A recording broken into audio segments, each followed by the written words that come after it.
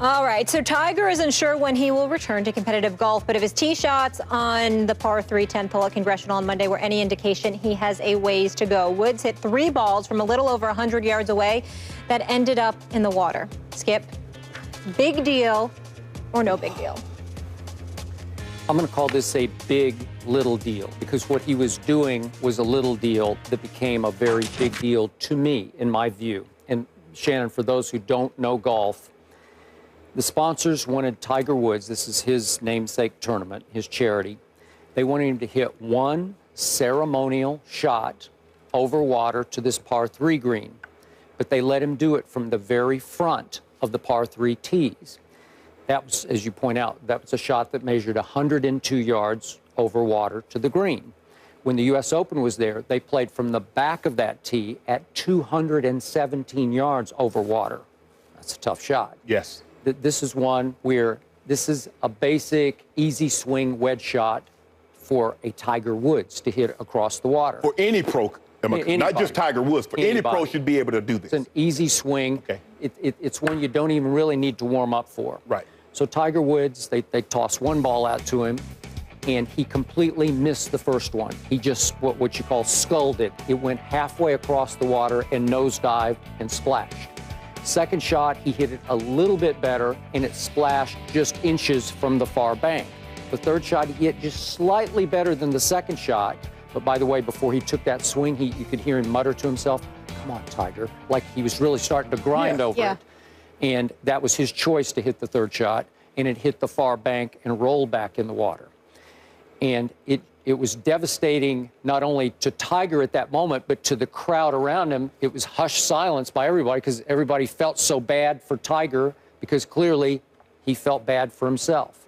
Now I'm back to where I've been on Tiger Woods.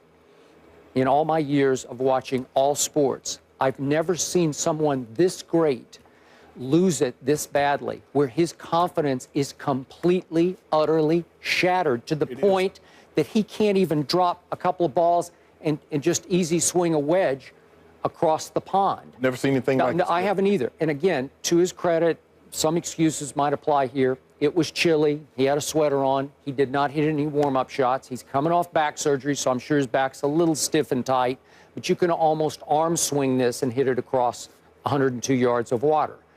And we saw him, when we last saw Tiger Woods, suffer through the chip yips, where he couldn't even chip the golf ball without sometimes sculling it completely across the green. He just lost all feel and touch. It's just in your head. No sport can create demons in your head quite like golf can create demons. And Tiger still has demons in his head, exacerbated by all of his, he's had everything. He's had Achilles and knees and shoulders, and we know all that. His body is a wreck. Obviously, his back has been an ongoing issue. But still, in all, he continues to talk about, "I'm getting better."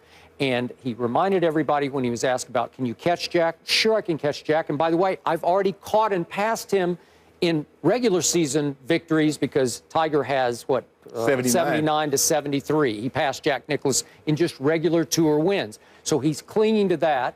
He's stuck on 14 majors to Jack's 18. There's no way he's going to catch and pass Jack Nicklaus. I hate to say it, but I would love to see it, but we're not going to see it because at 40, with a body that is betraying him. 55-year-old. Yeah, it's got a 55-year-old body. It's just not going to happen. He still should be, health, all things considered, he should be at the end of his prime right now at age 40. He still should be capable of being a dominant player. But what kills me about this is I have never seen a single athlete in a single sport dominate his sport any greater than Tiger owned his sport of golf. No football player, no baseball player, no basketball player, no hockey. I've never seen a tennis player. I've never seen anybody do what Tiger did for that sort of 3-year stretch in there. He was invincible. He roared, and everyone cowered around him. Everybody dropped to their knees and said, "I'm playing for second." That's how dominant a player he was. And for me to watch him hit a ceremonial shot halfway across a pond from 100 yards away is just mind-blowing and spirit-crushing because I don't see how he's going to come back. Real quick here. So you're saying no one's dominated like him, but no one's also collapsed like him? No one. You've never seen anyone I've never in any seen sport. a great player lose it. We've seen lots of players have psychological. Chuck Knobloch couldn't Steve Sachs. I was talking about him this morning. They couldn't throw it to first base. Yep. You know, we've seen pitchers who just couldn't find home plate, but they never were very good to start with. They were just mediocre players. You remember Nick Anderson? Once he missed those free throws, that was it. He was never the same player. He was a pretty good player. Yes. He was. That's a good one. I agree. And we've seen golfers, David Duval, Ian Baker Finch. But he wasn't this great. No, they won a major championship, and then they lost it. Yep. And they couldn't drive the ball in the fairway anymore. Skip, it breaks my heart. Yep. Because it's over. It's over. He'll never resemble that guy. Can he win a tournament here or there? Probably. He's not going to win a major because he can't put, whether it's golf, and we see the same thing with Roger Federer. They can play great for a round or two. Federer can play great for a round, 2 rounds, 3 rounds, 4 rounds. But when he gets to the semis, when he gets to the finals, he gets blown out. Tiger can play great the first day, yuck it up the second day, play good the third day, and then he collapsed the fourth day. That's true. It's over. That's well said. That's exactly what happens. And Skip, he can't hit the ball 100 yards. He's not playing anytime soon. He's going to probably be out another year. So what athlete you know can take this kind of time off and come back? It breaks my heart because I'm not the golf aficionado. My brother loves to play the game, but I watched the game. I watched golf and I watched Tiger, and I knew how dominant he was. And it was the only time that I would watch golf was to see him. But like you said, once he got caught by Y.E. Yang, he became invincible. He did. Because now all of a sudden he had a lead and someone chased him down. Mm-hmm. No one had ever done that before. That was the last major of that year, the PGA. And that was pre-scandal. Yes. Well, that was shortly before the scandal because I think this happened in what, August, September? August 15th. And this happened on what, Thanksgiving or something. Right after so a couple of months after that, and it was, but how? I mean, it was like they removed this cloak of invincibility from around him, and he just crumbled. It was like all of a sudden, I'm not who everybody think I am, so I can't be great again. It is so sad, and to watch him hit the ball, and like you said, you know, a 100-yard swing. Well, there are no 100-yard holes on the golf course. You're going to have to drive the ball. So if he can't do a wedge, what's he going to do with a driver, Skip? And you said 2 back surgeries. You keep going. I've had surgeries, and I know people that had surgeries. You don't have people keep going into your body and get better. They've opened up the knee. They've done the Achilles twice. They've done the back twice. He's not getting healthier. He's 40. He's not 24.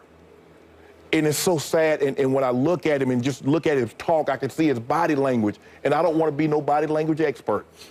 But he knows. He puts on a brave face. And you heard Michael Jordan in his interview.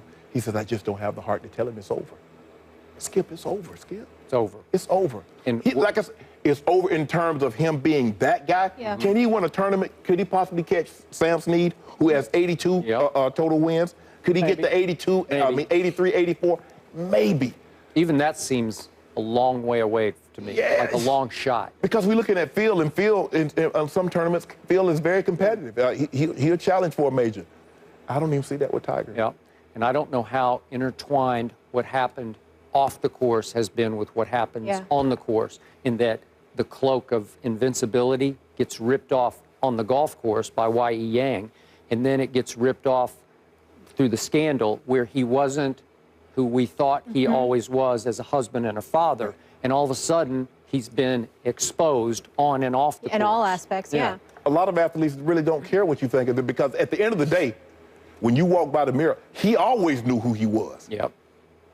Yeah. So why does it matter? It doesn't. Skip, when you do what you do, you're the king of the. You started this. You're the king of this debate. You're the Roger Bannister of embrace debate.